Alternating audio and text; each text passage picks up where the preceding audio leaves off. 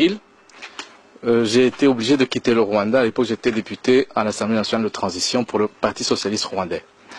Mais quelques mois avant, j'ai eu l'occasion, c'est peut-être une chance, d'assister à une séance au cours de laquelle l'ancien président de la République, Pasteur Bizimungu, est venu nous expliquer les raisons pour lesquelles l'armée rwandaise était au Congo.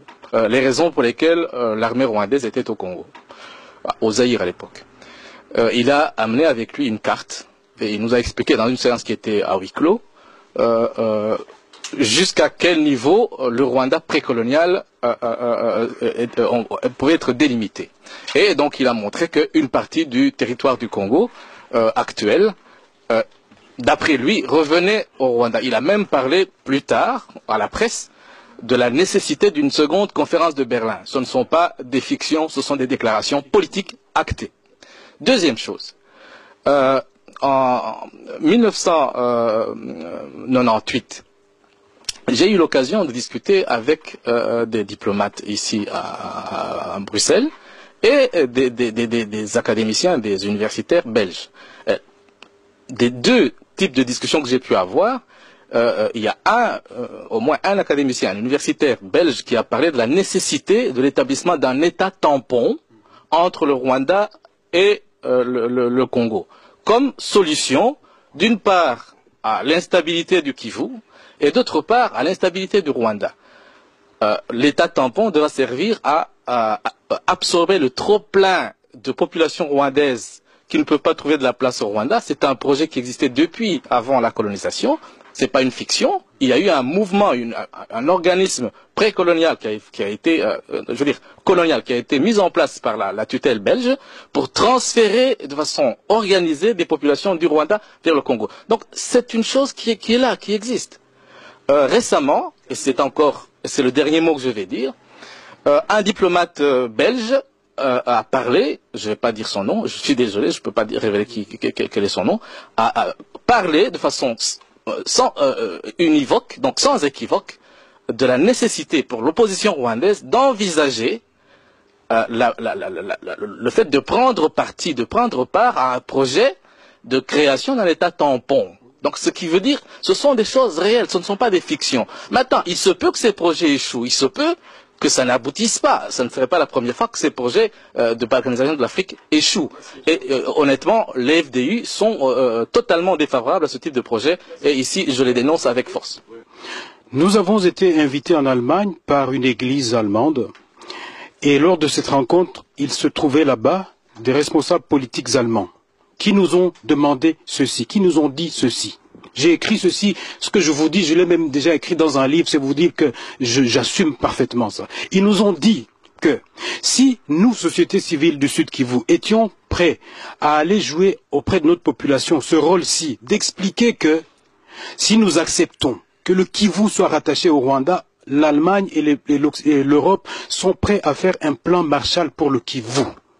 On dit que si nous, société civile du Sud Kivu, étions prêts à aller jouer auprès de notre population ce rôle-ci, d'expliquer que si nous acceptons que le Kivu soit rattaché au Rwanda, l'Allemagne et l'Europe sont prêts à faire un plan Marshall pour le Kivu. On dit que si nous, société civile du Sud Kivu, étions prêts à aller jouer auprès de notre population ce rôle-ci, d'expliquer que si nous acceptons que le Kivu soit rattaché au Rwanda, l'Allemagne et l'Europe sont prêts à faire un plan Marshall pour le Kivu.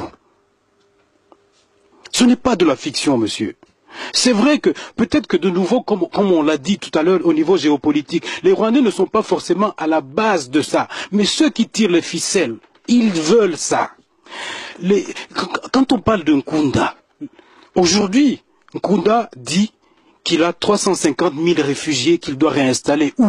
Là où il a déjà évacué plus d'1 million de personnes, 1 million de déplacés qu'il y a au Kivu aujourd'hui. Vous le savez très bien. Les conditions de la kosovisation avancent petit à petit.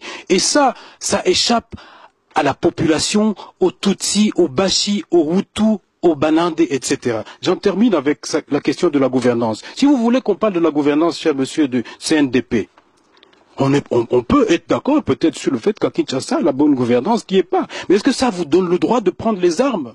Est-ce que ça vous a donné le droit de ne pas participer au processus électoral? Non, parce que vous avez un plan qui est bien déterminé. J'ai quitté Bukavu le 16 octobre et mon départ de Bukavu est symbolique. Comme vous le savez, depuis le 10 août 1998, des troupes rwandaises et ougandaises, actionnant certains Congolais, ont envahi, ont agressé notre pays en passant par les provinces du Nord et du Sud Kivu. Je me suis rendu compte après un temps, 2 mois et demi, que cette soi-disant rébellion, que ce mouvement appelé par les animateurs de libération n'en était pas.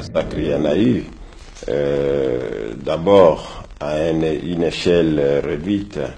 Nous devons signaler que tous les officiers congolais qui étaient à Bukavu ont été lâchement assassinés. Je pense que c'était le 4 août à l'aéroport de Kavumu par les troupes rwandaises. Vous avez vous-même été témoin de ces faits ou bien on vous les a rapportés et cette information est authentique donc? Cette information est irréfutable. Les rebelles eux-mêmes pourraient la confirmer s'ils sont honnêtes et j'espère qu'ils le sont. Il y a eu aussi à grande échelle dans la chefferie de Lwindi, chefferie de Lwindi, ça c'est dans le territoire de Mwenga, des massacres qui ont coûté la vie à plus ou moins 400 personnes. Mais les personnes qui ont été citées essentiellement, c'était des autorités, notamment le chef coutumier, le Mwami, son épouse. Tous les deux, je les connaissais très bien. C'était des jeunes intellectuels qui avaient accepté d'aller vivre à la campagne pour redonner l'espoir aux villageois. Il y a eu des prêtres, des religieuses et tout un tas d'autres personnes. Donc des massacres, il y en a eu. Ici, je ne parle pas d'enlèvement, de ce qui se passe dans la cité d'Ouvira en face de Bujumbura, où des personnes ciblées sont tuées. Et donc on ne peut pas chercher à démontrer le contraire, c'est évident, des massacres. Et si vous étiez donné de délivrer un message par rapport à la population congolaise qui suivrait cette cassette, quelle sera la teneur de votre message? Mon message serait simple, c'est que nous les Congolais, nous devons savoir que l'avenir, notre propre avenir, c'est chez nous. Nous devons avoir l'attention tournée toujours vers chez nous. Et nous devons tout faire pour protéger les intérêts de notre territoire. Pour le moment, ce que je demanderai aux Congolais, c'est de porter loin les informations que je viens de livrer. Le Congo a été agressé. Les troupes rwandaises sont bel et bien là-bas. S'il y a des Congolais, c'est comme si un père de famille se trouvait agressé par des bandits, mais à qui son propre enfant a cédé la clé de la porte d'entrée.